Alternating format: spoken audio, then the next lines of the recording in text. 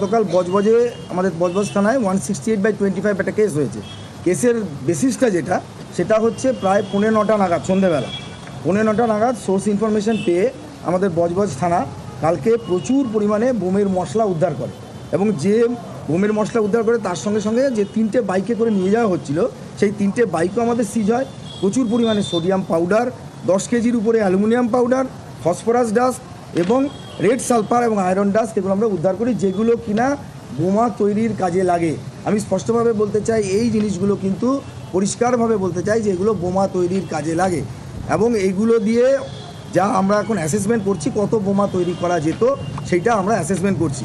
এই সময় আমরা 5 জনকে ইন্টারসেপ্ট করে ধরতে সক্ষম হই।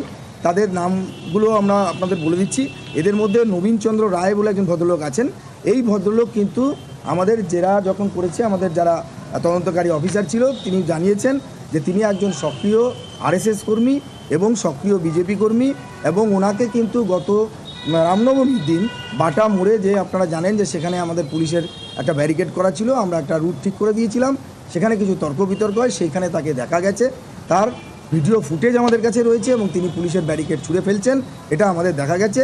বাকি বিষয়টা নিয়ে যে কোথা থেকে এই সোর্স ওই জিনিস এলো, কেন এটাকে আনা হলো, এই সমস্ত বিষয়টা কিন্তু খতিয়ে দেখা হচ্ছে।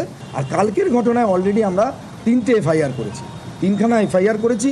আমরা এক্সপেক্ট করছি যে আরও যারা ক্ষতিগ্রস্ত হয়েছেন তারা নিশ্চয়ই এগিয়ে আসবেন, তারা এসে আমাদের কাছে এফআইআর করবেন, এবং তাদের কাছ থেকে আমরা কমপ্লেনও কিছু পেয়েছি।